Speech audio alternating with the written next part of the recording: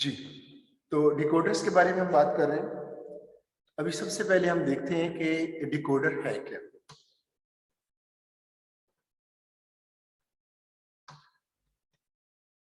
जी, अगर हम डिकोडर को देखें तो ये एक ब्लॉक डायग्राम है। ये ऐसा सर्किट है जिसमें इनपुट अगर n बिट है तो उसकी नंबर ऑफ आउटपुट्स कितनी होंगी?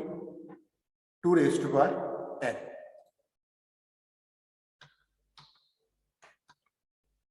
यानी अगर हम 3 बिट इंफॉर्मेशन दें तो वो कन्वर्ट हो जाएगी इनटू 2⁻³ आउटपुट लाइंस। XYZ हम एज्यूम कर लेते हैं हमारी इनपुट है, और आपकी जो आउटपुट लाइंस होंगी उनको भी हम डेजिग्नेट कर लेते हैं, क्योंकि डिकोडर है। डिकोडर के सेंस में हम इन आउटपुट लाइंस को D से डेजिग्नेट कर लेते हैं।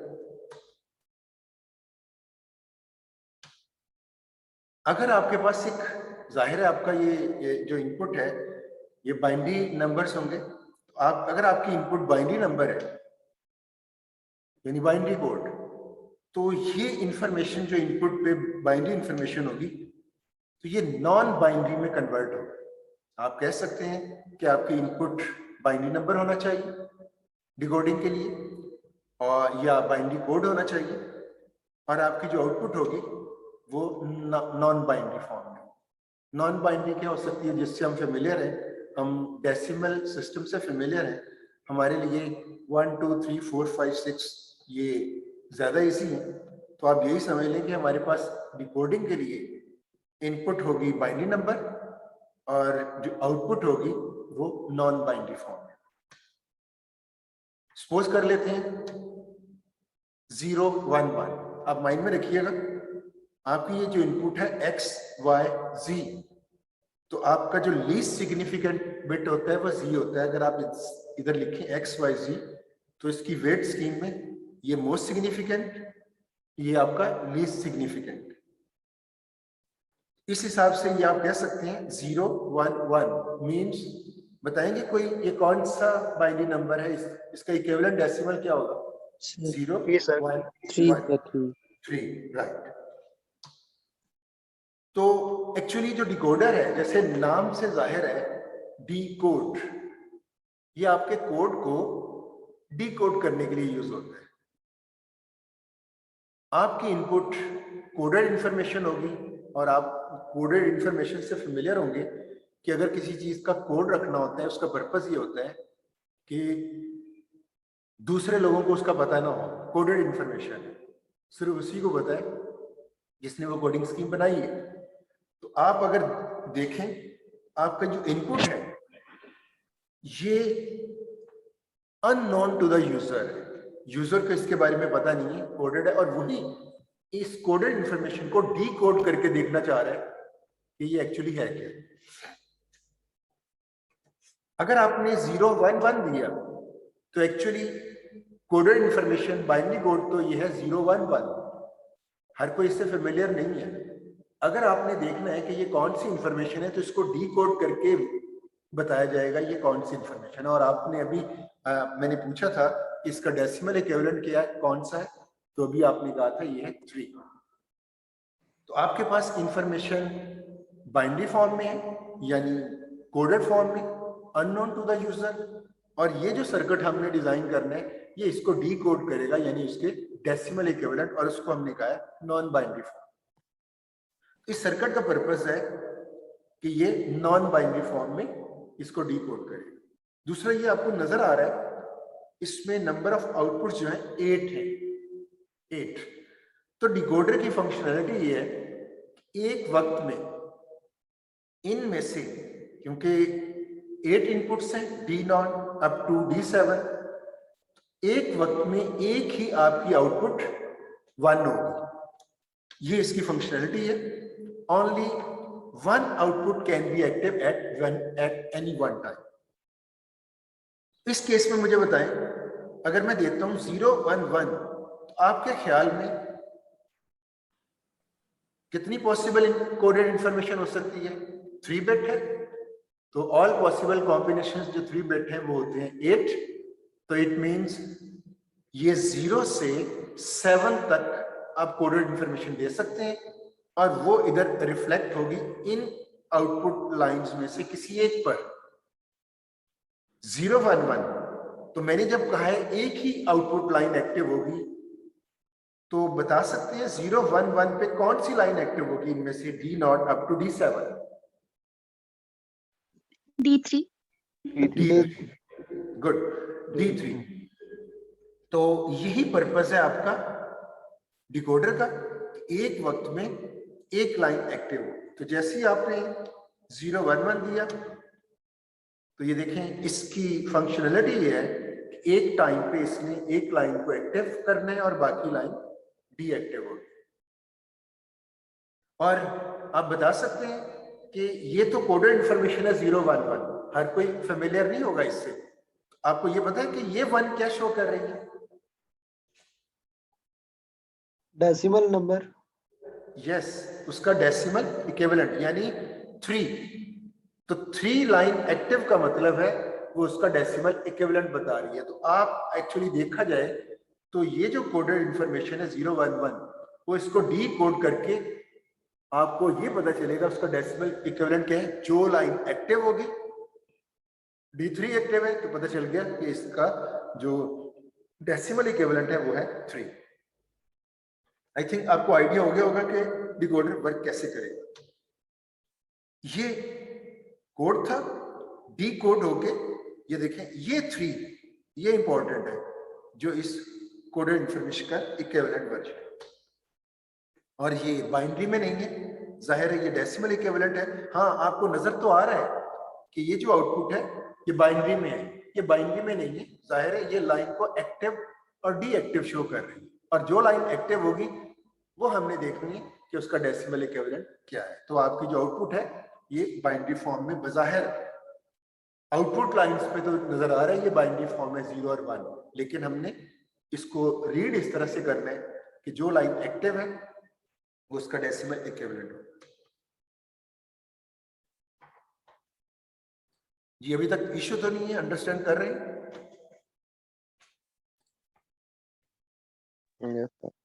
जी ओके, नेक्स्ट आ जाते हैं।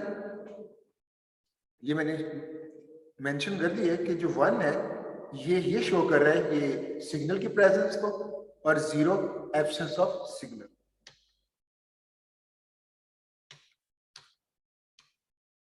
अगर मैं 0 0 दूंगा तो ये कोडेड इंफॉर्मेशन कौन सी लाइन को एक्टिव करेगी? D0। D0, और बाकी सारी लाइंस डीएक्टिव रहेगी। ये 3 को ये हम देख चुके हैं, 1 1 0 6। तो आई थिंक आपको पता चल चुका होगा कि डिकोडर किस तरह का होना चाहिए। तो अभी हम सिर्फ डिकोडर की फंक्शनिंग को अंडरस्टैंड किया, अब ताकि हमें आगे जाके डिजाइनिंग में कोई इश्यू ना हो।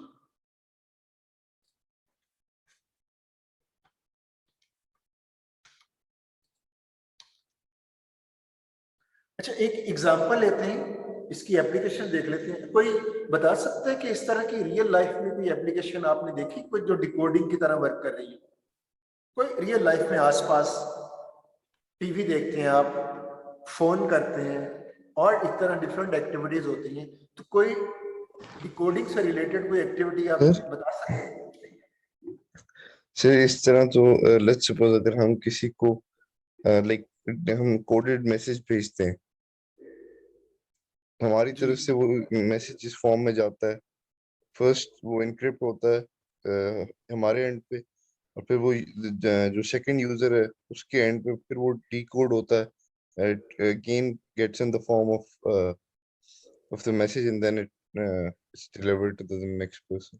अच्छा चलें, मैं आप अब्दुल्ला आपने जो बात की है इसको भी हम थोड़ी देर के लिए बाद में देखेंगे। तो अभी आप बल्कि जैसे मैं ये एक एग्जांपल दूं, जब इसको हम कंप्लीट करेंगे तो आप खुद ही गेस कर लेंगे कि क्या ये उसके साथ मैप होता है या नहीं।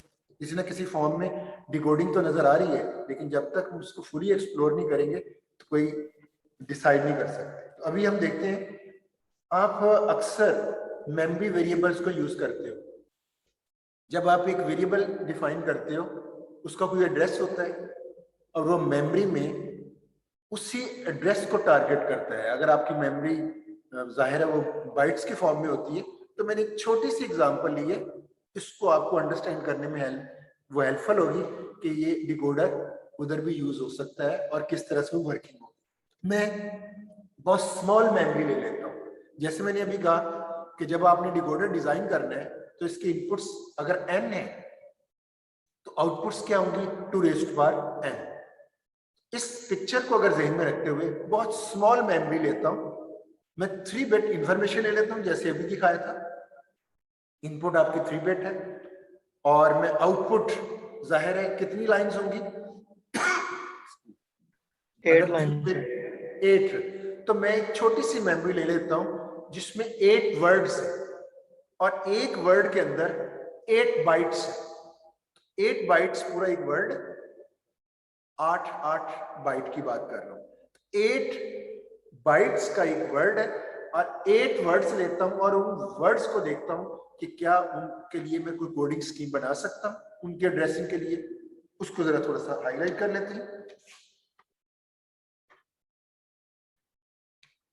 ये मेमोरी मैंने ले ली, ये आपके पास एक कंप्लीट वर्ड है और ये एक बाइट को शो कर रहा है। 8 बाइट्स मिलके एक वर्ड बनाते हैं और मैंने कितने वर्ड्स लिए 1 2 3 4 5 6 7 8। हाँ 8। अब आप माइंड में रखें, अगर मैं इनको डेसिमल नंबर दे दूं कि ये मसलन मुझे ये तो बता रहे हैं ना कितने वर्ड्स हैं, ये 0 वर्ड है 1 2 3 4 5 6 7, डेसिमल में इनकी मैं एड्रेसिंग कर। तो इसके लिए अगर डिकोडर मुझे चाहिए, एक ब्लॉक डायग्राम बनाता हूं। इस 3 इनपुट है और इसकी आउटपुट क्या कितनी होगी 8। उन हर आउटपुट को एक वर्ड के साथ मैंने अटैच कर दिया। अब आप जब भी किसी वर्ड को एक्सेस करना चाहोगे तो आप इधर एक कोडेड इंफॉर्मेशन, जाहिर है ये जो बाइट्स हैं इनके एड्रेसेस बाइनरी फॉर्म में होते हैं और वो एड्रेसेस जो बाइनरी फॉर्म में उसको हम कोडेड इंफॉर्मेशन कह लेते हैं। तो इस अगर मैं इधर 000 देता हूं, समझ लें एक एड्रेस है, मैं देखना चाह रहा हूं कि कौन सा मेमोरी वर्ड है ताकि उस मेमोरी वर्ड पे जाके उससे डेटा रीड कर सके या राइट कर सके। तो 0 पे डिकोडर क्या करेगा, कौन सी लाइन को एक्टिव करेगा D0। तो आप देख सकते हो ये D0 पे सिग्नल 1 जनरेट हुआ और ये मेमोरी सिलेक्ट हो। तो आपके मेमोरी के अंदर इसी तरह जो आप एक वेरिएबल देते हो तो बैक एंड पे उसका एक एड्रेस होता है, वो एड्रेस डीकोड होके उस मेमोरी वर्ड पे जाते हैं और आप जो कुछ राइट करना चाह रहे हो या रीड करना चाह रहे हो तो रीड कर सकते हो। जस्ट एक छोटी सी एग्जांपल है 8 वर्ड्स की आपको समझाने के लिए।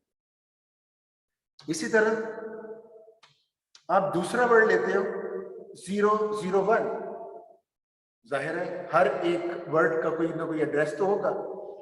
तो इसमें डिकोडर ने क्या करना है, उसका डेसिमल इक्विवेलेंट 1 वहां पे सिग्नल एक्टिव रखना है और उस मेमोरी को सिलेक्ट करना है। तो आपका जो डिकोडर है ये मेमोरी एड्रेसिंग, मेमोरी एक्सेस में रीड एंड राइट के लिए भी यूज होता है। तो डिकोडर जो आज हम डिजाइन करने की तरफ जा रहे हैं तो उसमें आप देख सकते हैं ये एक इसकी एप्लीकेशन हो सकती है। आप इधर एड्रेस दोगे 010 D2, वो मेमोरी सिलेक्ट हो जाएगी। आप 011 D3, ये सिलेक्ट हो जाएगी। जो आप एड्रेस दोगे वो मेमोरी आपकी सिलेक्ट हो सकती है। तो एक तरह से आपने ये देख लिया कि डिकोडर की रियल लाइफ में क्या वर्किंग है। ये तो आप अपनी कंप्यूटर साइंस के हिसाब से देख लिया कि जो आपकी मेमोरी एड्रेसिंग है उसमें डिकोडिंग हो रही होती है। एक और एग्जांपल है, आप एक जब फोन करते हैं तो फोन पे आप नंबर डायल कर रहे होते हैं, वो एक कोडेड इंफॉर्मेशन ले लें और उसने एक्सचेंज वालों ने, पीटीसीएल वालों ने हर एक एड्रेस के अगेंस्ट, हर एक फोन नंबर के अगेंस्ट पूरी एक अकाउंट्स जनरेट किए होते हैं, यानी उनको एलोकेट किए होते हैं। आपको अगर एक नंबर मिला है तो वो एक कोडेड इंफॉर्मेशन है। जब आपको वहां से डायल किया जाता है, फर्ज करें मैं छोटा सा एक सिस्टम बना लेता हूं, मैं 8 टेलीफोन के कनेक्शंस असाइन करता हूं, छोटी सी एक्सचेंज है, सिर्फ 8 टेलीफोन के कनेक्शंस मैं ओके करता हूं। तो हमारी बाइनरी के हिसाब से जो कोडिंग स्कीम होगी, मैं अगर 000 डायल करूं, हमारा जो डायलिंग सिस्टम है वो अगर डिजिटल हो तो मैं बाइनरी हो, मैं 3 बिट मैंने कोड देना है, और जब मैं कोड दूंगा तो आप देखते हैं कि सिर्फ एक फोन पे ही बेल होती है, बाकी सारे फोन आइडल होते हैं। ये भी एक एग्जांपल आप ले सकते हो कि रियल लाइफ में जो आप इस तरह का देख रहे हो सिस्टम, ये भी यानी डिकोडर को समझने के लिए आपके लिए हेल्पफुल है। आई थिंक आपको ये तो पता चल गया होगा कि डिकोडिंग वर्क कैसे करती है और उसकी एप्लीकेशन किन एरियाज में। और जो अब्दुल्ला ने बताया, तो उस केस में भी अब्दुल्ला सिर्फ एक चीज आपने देखनी है, वो जो मैसेज सिस्टम है, तो टोटल कितने अकाउंट्स हैं, तो आप मेरे साथ डिस्कस कर सकते हैं, हम बाद में इस पर डिस्कस कर लेंगे कि वो डिकोडिंग सिनेरियो में आता है या कोई और किस्म की वो एप्लीकेशन बनती है। जी बताइएगा, यहां तक अंडरस्टैंडिंग हुई कि डिकोडर क्या है? Yes, sir. Yes, sir. Yes, sir. Yes, तो sir. अभी आप डिकोडर के लिए सिर्फ इतना ही है। अगर मैं आपसे कहूं कि डिकोडर बनाना है, तो सबसे पहले उसका साइज डिसाइड होता है। तो n बिट इनपुट इंफॉर्मेशन होनी चाहिए और उसकी जो आउटपुट इंफॉर्मेशन है वो 2n। तो अगर आप 4 इनपुट्स आती हो तो उसके लिए आउटपुट लाइंस कितनी होंगी? 16. 16। अगर 5 होंगी तो 32। तो ये तो आपको 32. पता चल जाना चाहिए कि आपकी जो डिकोडिंग के लिए जो साइज है वो आप एप्लीकेशन को देख के उसका पर्टिकुलर साइज डिसाइड करोगे, और उससे फिर हम आगे उसकी डिजाइनिंग की तरफ आते हैं। अभी हम बहुत बेसिक लेवल पे इसको अंडरस्टैंड कर रहे हैं, बहुत स्मॉल स्केल। तो जो डिकोडर्स हैं जो अवेलेबल है हमारे पास, एक बाइनरी इनपुट पैटर्न्स होते हैं जो आईसीस में बिल्ट इन है। 2 to 4 line decoder, 3 to 8 line, अभी हम 3 to 8 लाइन डिस्कस कर रहे थे, 4 to 16 लाइन डिकोडर। ये तो है बाइनरी इनपुट पैटर्न। इसके अलावा भी है बीसीडी इनपुट पैटर्न्स के साथ, वो है 4 to 10 लाइन्स और 4 to 7। ये तो है बीसीडी टू डेसिमल डिकोडर। और ये आप देखें BCD to 7 segment, I think ये लैब में आप कर चुके होंगे, वो भी डिकोडर ही था। कुछ स्टूडेंट्स ने मुझे कहा था उनको लैब में ये क्वेश्चन दिया गया था, बीसीडी टू 7 सेगमेंट। ऐसे ही है? Yes, जी, sir. बिल्कुल जी, ऐसे सर। ही। तो वो जो था उसमें आपकी इनपुट्स होती हैं 4। सिर्फ इसमें ये फर्क नजर आएगा आपको कि अगर 4 इनपुट्स हैं तो आउटपुट कितनी होनी चाहिए थी? आउटपुट होनी चाहिए थी 16। तो आप उनको रेस्ट्रिक्ट भी कर सकते हो, जाहिर है वो डोंट केयर के तौर पे यूज करके फिर भी आप डिजाइन कर सकते हो। तो ऐसा पॉसिबल है। आप ये कह सकते हो कि मैक्सिमम आपकी जो आउटपुट लाइंस होनी चाहिए वो 2n होनी चाहिए। जरूरी नहीं है वो फिक्स ही हो, मैक्सिमम तो कम हो सकती है।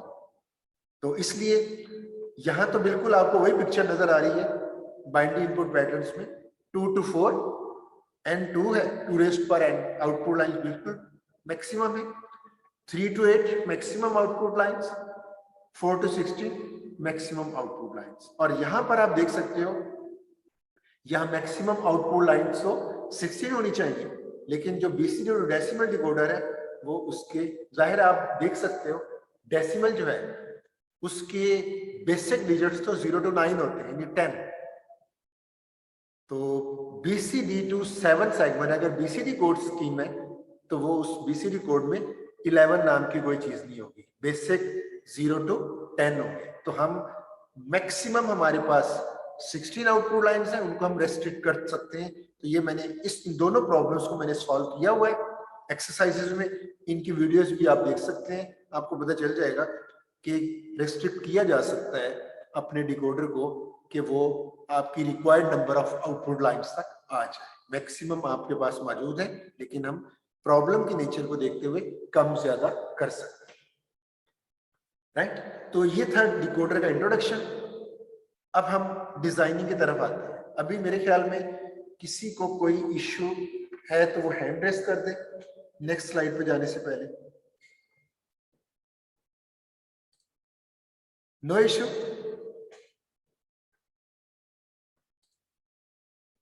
जी, अब हम आते हैं कि डिजाइन कैसे हो। मतलब मैंने ऐसा, आप ये समझ लें हम डिजिटल लॉजिक डिजाइन में वापस आ गए।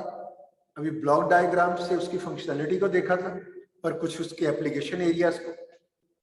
हम ये देखना चाहेंगे कि ऐसा पॉसिबल कैसे होगा कि मैं उसको 0 1 1 ये इनपुट दूं और उधर से 8 आउटपुट लाइंस में से किसी एक आउटपुट पे 1 एक्टिव हो और बाकी सारी जीरोस। इसको सिर्फ इंप्लीमेंट करना है। अगर हम इंप्लीमेंट कर लेते हैं इट मींस हम डिकोडर डिजाइन करने में सक्सेसफुल हो गए। आगे हम उसको डिफरेंट और प्रॉब्लम्स की इंप्लीमेंटेशन में यूज कर सकते हैं। डिजाइनिंग के लिए ये तो आपको पता चल चुका है कि आपका जो इनपुट है डिकोडर की वो n input, n bit input और 2 रेज़ पर n आउटपुट लाइंस होनी चाहिए। तो 3 to 8 लाइन डिकोडर हम बना के देखने लगे डिजाइन करके। 3 इनपुट 8 आउटपुट लाइंस। और आपको पता है जब भी आपने डिजाइन करना है तो आपको ट्रुथ टेबल चाहिए और ट्रुथ टेबल से फिर हम देखेंगे आगे कि कितनी इनपुट लाइंस है और कितनी आउटपुट लाइंस है। बल्कि ट्रुथ टेबल में भी मैंने आपसे कहा था कि जब हम ट्रुथ टेबल डिजाइन करते हैं तो उससे पहले हम ये डिसाइड कर चुके होते हैं कि नंबर ऑफ इनपुट लाइंस कितनी होंगी और नंबर ऑफ आउटपुट लाइंस कितनी होंगी। तो कोई बताएगा ट्रुथ टेबल बनाने से पहले कि हमारी नंबर ऑफ इनपुट्स कितनी होंगी और नंबर ऑफ आउटपुट्स कितनी होंगी? 3 inputs और 8 outputs sir. तो 0 होंगी। 0 क्या? 3 होंगी 3। सॉरी दोबारा से बताएं क्या कहना चाह रहे हैं? 3 सर। 3 इनपुट और 8 आउटपुट। तो ट्रुथ टेबल XYZ 3 इनपुट में ऑल पॉसिबल जो आपके कॉम्बिनेशंस हो सकते हैं 0 से अप टू 1 1 और आपकी आउटपुट लाइंस। और मैंने आपको ये भी कहा था, हमने ट्रुथ टेबल में देखा था कि नंबर ऑफ इनपुट लाइंस और नंबर ऑफ आउटपुट लाइंस के बाद आप उनको सिंबल्स भी असाइन करते थे। इनको तो सिंबल्स असाइन कर दिए 3 इनपुट्स को XY से, तो 8 आउटपुट्स को क्या सिंबल असाइन करें? बल्कि ये भी हम डिस्कस कर सर ABC।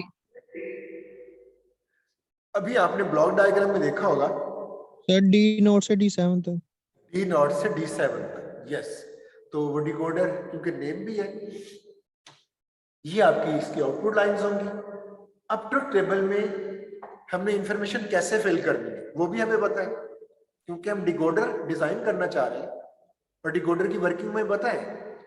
मैं 0 0 देता हूं तो कौन सी लाइन एक्टिव होगी और कौन सी इनएक्टिव होगी? Sir all zero. T0 sir सिर्फ ऑल जीरो। ऑल 0 नहीं होंगी, वो इसलिए T0 वाली 1 होगी।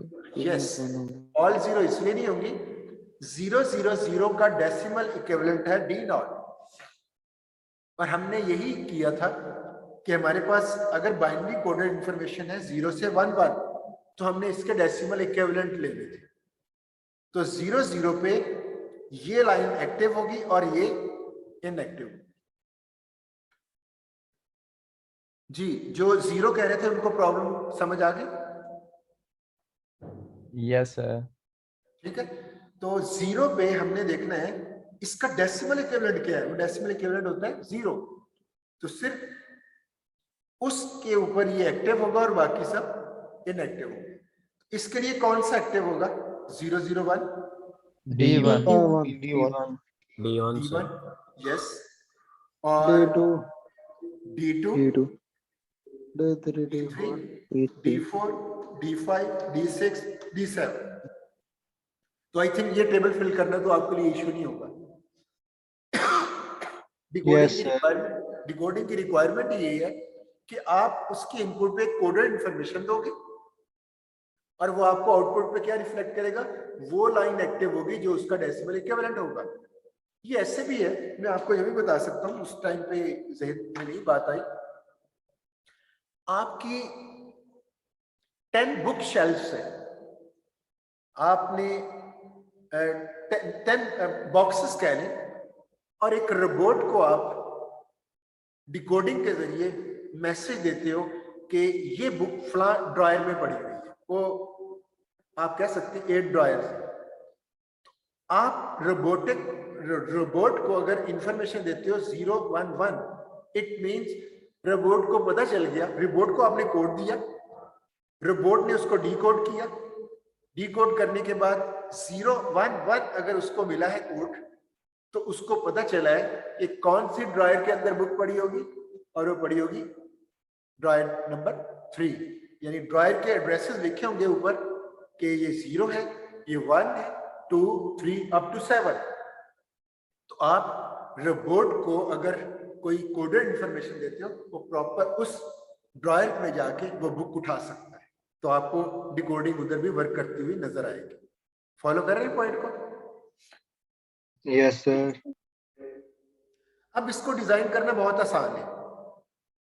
डिजाइनिंग के लिए आप अभी तक क्या आपको मैंने सिखाया हुआ है, हर कॉलम के अगेंस्ट आप एक फंक्शन बनाते हो, ऐसी था ना?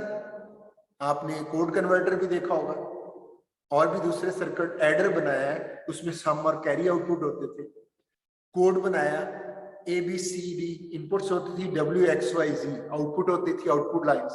तो आप जो आउटपुट लाइंस WXYZ है, तो W के लिए अलग मैप बनाते थे, X के लिए अलग। तो आप अगर आपको इस कॉलम के अंदर एक से जायद वंस नजर आ रहे हो, तो फिर आपको मैप की जरूरत है, क्योंकि आपको सिंप्लीफाइड वर्जन चाहिए होता है। इधर इस कॉलम में तो है ही एक 1, तो क्या मैप की जरूरत पड़ेगी? No, sir. No, sir. फर्ज करें आप मैप बना भी लेते हो, कोई इश्यू नहीं, ये कौन से बॉक्स में 1 जाएगा? 0 0 0 0 पे। और मैं बाद में आपसे कहूं जरा इसका बुलियन फंक्शन लिखें, D नॉट इक्वल टू, क्या लिखेंगे आप? X prime, Y prime, Z prime. सकलाइन बोल रहे हैं? Yes, sir. गुड। आप इसका वही मेन टर्म आप समझ लें कि जब आप आपका जो मैप है 3 वेरिएबल मैप में 8 बॉक्सेस होते हैं, तो किसी एक बॉक्स के अंदर 1 लिखोगे और कोई 1 नहीं है, सिंप्लीफाइड वर्जन होगा नहीं, सिर्फ एक ही मिनटम होगी, तो इसका रिजल्ट होगा X prime, Y prime, Z prime. तो इधर आपको मैप की जरूरत नहीं, बल्कि डायरेक्ट लिख सकते हैं, तो आपका D नॉट होगा। यानी आप ये समझ लें सेम उसी तरह आप इस कॉलम का बुलियन फंक्शन लिख रहे हो, क्योंकि एक ही 1 में एक ही मिनटम होगी, तो सम ऑफ मिनटम्स तो नहीं बनेगी, तो आपको जस्ट एक मिनटम में ही आपका आंसर होगा। तो D1 को कैसे लिखेंगे? X prime, Y prime, Y Z. prime, Z. X prime, Y prime, Z। Good. D2 उसी तरह X prime, Y, Z prime. D3 X prime, Y, Z। D4 X, Y prime, Z prime. D5 X, Y prime, Z। और इसी तरह D6 और D7।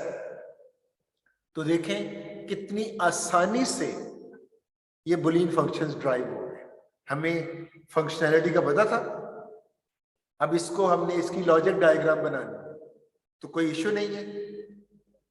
आपकी inputs, उसके लिए मैंने आपको बताया, आपकी इनपुट्स X Y Z 3 है, उसकी नॉर्मल और कॉम्प्लीमेंटेड अगर अवेलेबल है, तो आपको D नॉट क्या चाहिए? X prime, Y prime, Z prime. कोई इश्यू तो नहीं है, बताइएगा प्लीज।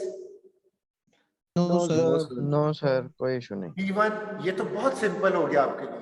D1 आपका होगा X prime, Y prime, Z, और D2 होगा X prime, Y, Z prime. इस तरह आप इनको ज्वाइन कर दें, ये आपका डिकोडर डिजाइन हो चुका है। अब मुझे सिर्फ एक क्वेश्चन चाहिए, एक आंसर चाहिए आप लोगों से। मुझे देखना है कि आपको मिन टर्म के कॉन्सेप्ट का पता है या नहीं पता। अगर आप इधर देते हो 0 0 0, आपको पता है ये सारी मिन टर्म्स हैं, और मिन टर्म की प्रॉपर्टी क्या होती है, वो मिन सर वो टर्म किसी सिर्फ एक पर 1 Yes, देगा yes. बाकी पे 0। यस, सिर्फ एक कॉम्बिनेशन पे 1 देती है और दूसरे सब पे 0 देगी। पॉसिबल ही नहीं है दूसरे पे कहीं 1 आ जाए, इसलिए मैं आपको अभी फर्ज करें इधर मैं 1 1 1 देता हूं, तो 1 1 में आपने मिन टर्म बनाई हुई है ये वाली, सॉरी 1 1 1 ये वाली, तो सिर्फ इस गेट के ऊपर 1 1 1 आएगा, बाकी किसी ना किसी एंड गेट के ऊपर कोई एक 0 जरूर आएगा। इसको अंडरस्टैंड करते? Yes, sir. तो आपने जब इस तरफ बना लिया तो इट मींस हम डिकोडर बनाने में सक्सेसफुल हो गए। हम इधर देंगे 0 0 0, ये लाइन एक्टिव होगी, यानी ये मिन टर्म है, ये आंसर 1 देगी, बाकी सब जो मिन टर्म्स हैं वो 0 आंसर दे रही होंगी, क्योंकि वो अपने अपने कॉम्बिनेशन पे वो 1 देगी। तो अब आप कह सकते हो 0 0 दोगे तो ये लाइन एक्टिव होगी, ये सारी डीएक्टिव। 0 1 1 दोगे तो 3 1, बाकी सब ऑफ, तो हम डिकोडर तो डिजाइन हो गया, इसमें तो कोई इशू नहीं है। जी बताइएगा, पॉइंट क्लियर हुआ? Yes, sir. जी। Yes, sir. दूसरा ये कि ऑनलाइन में कोई इशू तो नहीं है समझने में अभी तक? नो सर, अभी नो तो सर, No, sir. नहीं तो गुड। अच्छा, अब हमने एक No, ये sir. काम करना है, हमने एक काम करना है, ये एक नई चीज ऐड करनी है, ये बहुत इंपॉर्टेंट है, इनेबल इनपुट। ये इनेबल इनपुट आगे जाके देखेंगे, इसके एडवांटेज भी हैं, इसके अच्छे खासे एडवांटेजेस हैं। जरा मैं सिर्फ आपसे ये पूछना चाहूंगा, एंड गेट को इनेबल करना हो, इनेबल का मतलब है वो अपना फंक्शन परफॉर्म करे, यानी एंड गेट है, एंडिंग कर सके, ऐसी इनपुट आपने देनी है जो उस गेट को या तो डिसेबल करे या इनेबल करे। तो मैं अगर इसकी एक 4th इनपुट ले लूं, इधर बाहर निकाल दूं, तो बताएं एक इनपुट होगी, या तो मैं 0 दूंगा या 1 दूंगा। इसकी 4th इनपुट पे अगर मैं 0 देता हूं या 1 देता हूं, तो 0 और 1 में कौन सा सिग्नल इस एंड गेट को इनेबल कर सकता है? 1. सर 1। 1, यस। क्यों? आपको One. पता है जब एंड गेट Sir, में एक इनपुट 1 होगी। Able in जी सॉरी, दोबारा बताएं, क्या कहना चाह रहे हैं, दोबारा से बताएं। सर इसकी समझ नहीं है सर, दोबारा समझा सकते हैं? अच्छा, मैं ये पूछ रहा था, ये एंड गेट है, मैंने इस गेट को वर्किंग में भी लेके आने अपनी मर्जी से, कब मैं इसको वर्किंग में लेके आऊं और कब मैं कहूं ये वर्क ना करे, तो इस के 4th इनपुट इधर से निकालता हूं। अगर मैं चाह रहा हूं कि ये एंड गेट अपना वर्क ना करे, तो मैं 0 प्लेस कर दूं, तो आपको पता है एंड गेट पे एक भी 0 हो तो आंसर क्या होता है? 0। Yes, sir. अच्छा, उस केस में ये होगा जब आपने 0 दिया इस एंड गेट को, तो ये जो 3 इनपुट्स हैं, ये कुछ भी हो, वो इन इनपुट्स पे आंसर रिफ्लेक्ट नहीं होगा, बल्कि वो 0 डोमिनेट कर गया जो आपने एक्स्ट्रा लगाया हुआ। तो इसका मतलब है आपने बाय फोर्स उस गेट को वर्किंग से रोक दिया है। वर्किंग से रोकने का मतलब है कि वो जो दूसरी इनपुट्स हैं, आपकी एक्चुअल इनपुट्स दूसरी हैं, ये जो 3 इनपुट्स हैं आपकी एक्चुअल इनपुट्स यही हैं, आप इनसे एंडिंग करवाना चाह रहे हैं। इनके ऊपर कौन सी इंफॉर्मेशन हमें नहीं पता अभी, वो जो भी इंफॉर्मेशन है, जब आप इसको 4th 0 दे दोगे तो असल में आप वो जो 3 इनपुट लाइन्स हैं उनको तो आपने डिसेबल कर दिया ना, उनका रिजल्ट नहीं बल्कि इसने 0 कर दिया एंड गेट को, और वो जो आंसर आप उनका 3 इनपुट्स का लेना चाहते थे वो आपको नहीं मिलेगा। इट मींस ये एंड गेट डिसेबल हो गया। तो मेरा ये क्वेश्चन था आपका कि कौन सी बिट है जो इस गेट को डिसेबल कर देगी। तो आपने देखा एंड गेट को 0 अगर अप्लाई कर दें तो ये डिसेबल हो जाता है, और अगर मैं इसको 1 दूं उस 4th पे, तो ये अपनी 3 इनपुट्स के हिसाब से रिस्पॉन्ड करेगा। वो 3 इनपुट्स तीनों 1 होंगी तो 1 देगा, उनमें से कोई एक 0 होगी तो 0 देगा, वो तो एंडिंग का ऑपरेशन है। तो एंड का ऑपरेशन तब होगा कि अगर आप उसको 1 देंगे, अगर एक्स्ट्रा इनपुट यूज कर रहे हैं। जी हमजा तारिक समझ आई इस बात की? यस सर, अब आ गई है। बस आप ये कह लें कि मैं एक एक्स्ट्रा इनपुट इन्वॉल्व करने लगा हूं, और उस एक्स्ट्रा इनपुट पे अगर मैं 0 देता हूं तो एंड गेट अपना वर्किंग नहीं करेगा, वो 0 डोमिनेट करके उसको 0 दे कर दे। अगर मैं 1 देता हूं तो आप कहें एंड गेट अभी एक्टिव है, अब जो उसके ऊपर जो भी इनपुट्स होंगी 3, उसके हिसाब से वो रिस्पॉन्ड करेगा और एंडिंग प्रॉपर एंडिंग करेगा। अब मैं इसलिए एक नई इनपुट इंट्रोड्यूस करवाता हूं ई, इसका एक नॉर्मल वर्जन और कॉम्प्लीमेंटेड। तो मैं कॉम्प्लीमेंट को इधर फर्ज करें, मैं इसकी हर ये जो इनपुट है हर इसकी 4th इनपुट बना देता हूं। ये देखिए इस एंड गेट को मैंने जो ई है, ई फॉर इनेबल, तो ई का कॉम्प्लीमेंट वर्जन मैंने दे दिया 4th इनपुट। इसी तरह इस गेट को भी मैं ई प्राइम, नेक्स्ट को भी ई प्राइम, ये सारी चीजें 4th इनपुट बना दी। अब इसका एडवांटेज क्या मिला? एडवांटेज ये मिला कि अब ये पूरा डिकोडर मेरे कंट्रोल में है इस ई के हिसाब से। तो बताएं मैं इस पूरे डिकोडर को डिसेबल करना चाह रहा हूं, मुझे ई क्या रखना होगा? 0 सोच लें, 1 दोबारा से रखना सोचें। Sir, One. इनेबल करना है, डिसेबल सर इसको करना 1 रखेंगे, यस, 1 अगर रखेंगे। आप माइंड में देखें हमने इस नई एडिशन से हुआ क्या है, अगर मैं ई को 1 करता हूं तो ये नॉट का इधर 0, और ये सारे गेट्स पे जो 4th इनपुट है वो 0 गई, तो सारे गेट्स क्या हो जाएंगे? डिसेबल। अब मुझे बताएं मैं एक्स वाई जी कौन कौन सी दे सकता हूं? 0 0 0 दे सकता हूं, 0 0 1 और अप टू 1 1, 8 कॉम्बिनेशन है ना। तो वो 8 कॉम्बिनेशन में से मैं कोई भी कॉम्बिनेशन देता हूं तो क्या ये डिकोडर वर्क करेगा? sir, no, no.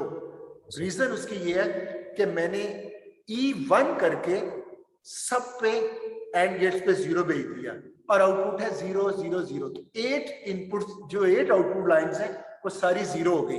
तो मुझे बताएं क्या डिकोडर की सारी आउटपुट्स 0 हो सकती हैं अगर डिकोडर की फंक्शनैलिटी को देखें? No sir. क्या प्रॉपर्टी है डिकोडर की? सर इसमें कोई ना कोई मिनटल रिटर्न कर, यानी एक आउटपुट आपकी एक आउटपुट आपकी 1 होनी चाहिए।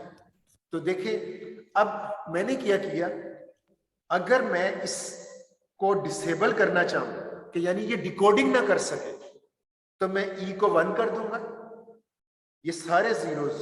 अब मैं जितना मर्जी जोर लगाता रहूं, मैं इधर 0 0 0 दूं। हमने तो 3 to हमारा डिकोडर वही है 3 to 8 लाइंस, और ये हमारी इनपुट है XYZ। ये तो एक एक्स्ट्रा इनेबल डिसेबल के लिए हमने यूज कर रहे हैं। तो मैं अगर ई को 1 करता हूं तो मैं 0 0 0 दूं, ये ऑन होनी चाहिए, लेकिन नहीं, सारे ऑफ होंगे। मैं 1 1 1 करता हूं, सारे ऑफ होंगे। तो यहां 8 टोटल इनपुट्स आपकी डिकोडर की 8 होती हैं। हर इनपुट पे ये डिकोडिंग नहीं करेगा, डिसेबल रहेगा। इस चीज की समझ आ गई? Yes sir. अच्छा, अब मैंने इससे डिकोडर का डिकोडिंग करवानी है तो फिर क्या करूंगा?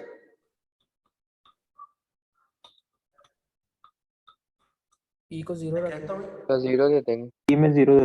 आप ई को 0 कर दोगे तो ये नॉट गेट की आउटपुट 1, हर एंड गेट की जो 4th इनपुट है ये 1 आने का मतलब है सारे एंड गेट्स इनेबल हो चुके। इनेबल मींस अब वो सारी डिपेंडेंसी उस हर एंड गेट की रिमेनिंग 3 इनपुट्स पे, और डिकोडिंग यही होती है, उन्हीं उधर जो रिजल्ट आएंगे उसी के हिसाब से पास ऑन होंगे।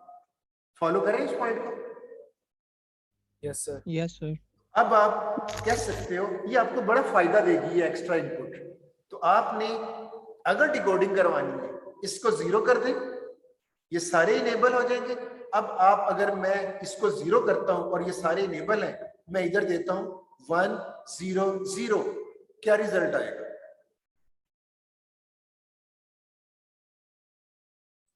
0 1 0 0, आउटपुट पे क्या रिजल्ट आएगा?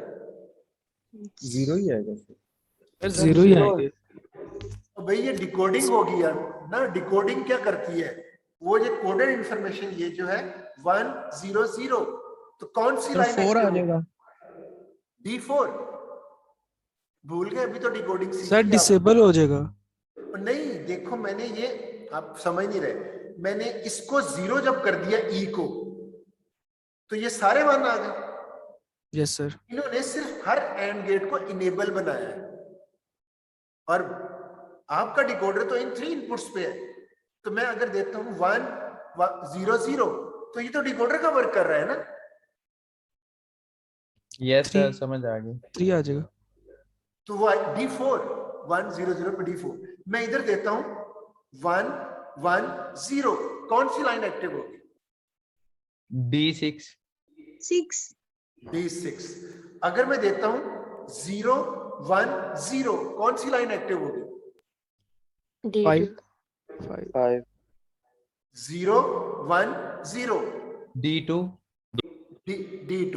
मतलब आपको ये समझ आ गया कि वही डिकोडर है। माइंड में रखें, अगर आपने इससे डिकोडिंग करवानी है तो इसको 0 कर दें, और इधर से डिकोडर रेडी है वर्क करने के लिए, ठीक है।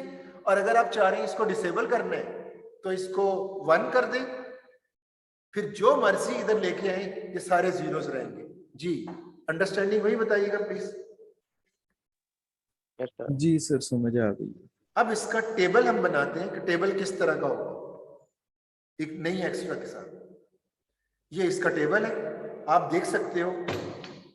जैसे ही आपने 1 किया, जरा देखें, मैंने जब 1 किया था तो ये सारे डिसेबल हो गए थे। जैसे मैंने 1 किया तो ये मैंने क्या लिखा हुआ है, x x x, ये 3 क्रॉसेस ये शो कर रहे हैं कि आपकी इनपुट कुछ भी हो, ये जो 3 क्रॉसेस हैं ये शो कर रहे हैं कि 8 के 8 कॉम्बिनेशंस में जो भी वैल्यू हो, आपकी सारी आउटपुट जीरोस रहेंगी, क्योंकि ये डिकोडर डिसेबल होगा E1 पे। जो अभी हमने देखा, E1 किया, ये सारे जीरोस, अब ये सारे जीरोस होंगे XYZ कुछ भी हो। इस पॉइंट को फॉलो किया? Yes, sir. अच्छा, यस सर। अब अगर E0 होगा, ये E0, फिर ये डिकोडिंग का वर्क करेगा, तो E0 पे ये 0 0, ये एक्टिव, 0 0 1 डिकोडिंग हो रही है। मैं 3 को, अगर आपने ये 0 फिक्स किया हुआ है, तो इट मींस जब आप डिकोडिंग करवाना चाह रहे हैं और इनेबल इनपुट के साथ डिकोडर है, तो आप इधर 0 देंगे तो ये डिकोडिंग का काम कर रहा है। 1 1 पे क्या आंसर है? ये 1। ये 3 इनपुट्स डिकोडर की इनपुट है। 6 ऑन है, 5 ऑन है। तो सिर्फ मैंने एक एक्स्ट्रा इनपुट लाइन इंट्रोड्यूस करवाई और कहा कि अगर 1 है तो फिर आपकी इनपुट कुछ भी हो, आपका डिकोडर वर्क नहीं करेगा, बल्कि सारी आउटपुट लाइन जीरोस हो। और अगर आपकी इनेबल इनपुट 0 है तो हर इनपुट लाइन के अगेंस्ट उसकी डिकोडिंग प्रोसेस आपको मिलेगा। आई होप अंडरस्टैंड किया होगा आप लोगों ने। Yes sir. तो ब्लॉक डायग्राम क्या होगी? ये अब मैं आपको अभी पूछना चाह रहा हूं, जो अभी हमने मैच्योर किया, ये E1 है, इधर क्या रिजल्ट आएगा? All zeros. जीरोस आएंगे सर। All zeros. और अगर E0 है तो जो इनपुट देंगे सर वो होना चाहिए। यस, यही आंसर है। फिर जो इनपुट दोगे उसकी डिकोडिंग होगी, वो डी कोड हो जाएगा। अब डी कोड का वर्ड समझ आया कि जो भी इनपुट आप दोगे, जाहिर है इनपुट आपकी कोडेड इंफॉर्मेशन, तो आप जो भी इधर कोड दोगे वो डी कोड होके इधर आपको वो आउटपुट लाइन वो 1 होगी जो उसका डेसिमल इक्विवेलेंट होगा। पॉइंट क्लियर है? Yes, sir. तो ये थी आपका डिकोडर डिजाइनिंग।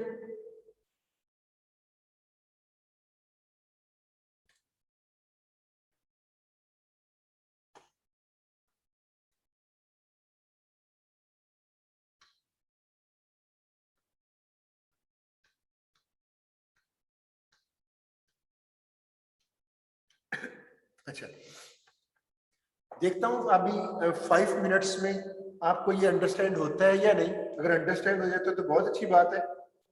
हम अपने डिकोडर को एक्सटेंड कर सकते हैं, मतलब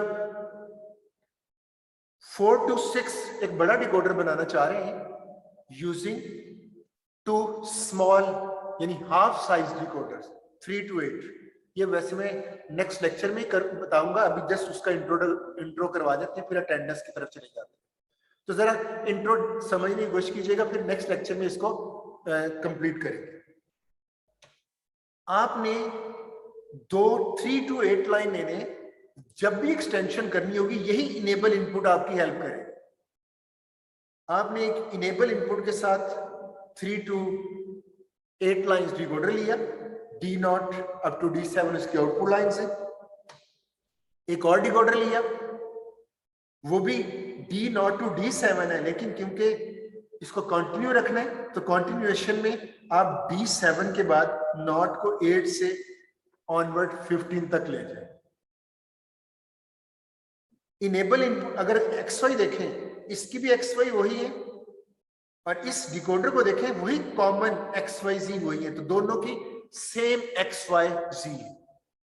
जहां तक इनेबल इनपुट है जो ऊपर वाला है उसमें आपने E की कॉम्प्लीमेंटेड फॉर्म और नीचे E की नॉर्मल फॉर्म इनेबल भेज रहे हैं। ये चीज समझ आ रही? Yes sir. अगर इसका आपको समझ आ गया तो आप समझ लें कि हम 2 हाफ साइज डिकोडर से एक लार्ज साइज डिकोडर बना चुके हैं, सिर्फ उसको वेरीफाई करना बाकी है। आपकी इनपुट्स कितनी है? XYZ, ये 4th इनपुट आपकी बन गई है, यानी आपकी होगी EXYZ। तो 4 इनपुट लाइंस हो तो आउटपुट लाइंस कितनी होनी चाहिए? 16। और 16 क्या है? ये D0 to D7 और दूसरी भी D0 to D7 थी जिसको हमने सिर्फ लेबलिंग चेंज की है। तो सब मिला के देखें तो इसकी कितनी आउटपुट लाइंस नजर आ रही है? 16। तो आपकी इनपुट लाइंस कितनी है? 4, 1 2 3 4 और आउटपुट लाइंस कितनी है? 16। तो देखते हैं ये वाकई डिकोडिंग कर रहा है या नहीं, 4 to 69 बन चुका है या नहीं। ये सिर्फ दिखाता हूं, फिर नेक्स्ट टाइम हम दोबारा से इसको करेंगे। पहला डिकोडर D to D7 तक और दूसरी लाइंस D8 to D15। ये 16 जो पॉसिबल इनपुट कॉम्बिनेशन हो सकते थे उसके मैंने फर्स्ट 8 कॉम्बिनेशन लिखे हैं। 4 बिट 00 से 011। तो आपको पता है ये इनेबल इनपुट है इसकी।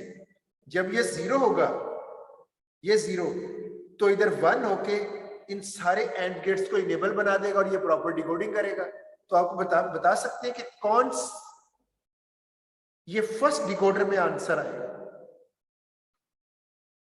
ये आपका डिकोडिंग इनपुट, ये 0। ये डिकोडर का वर्क करेगा।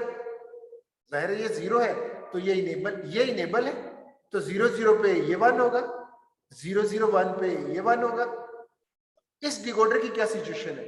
उस वक्त जब आपने E0 रखा है तो इसकी कॉम्प्लीमेंट फॉर्म इधर अप्लाई होकर ये इनेबल था, इधर वही नॉर्मल फॉर्म 0 इधर जाके ये क्या रिस्पॉन्ड कर रहा है?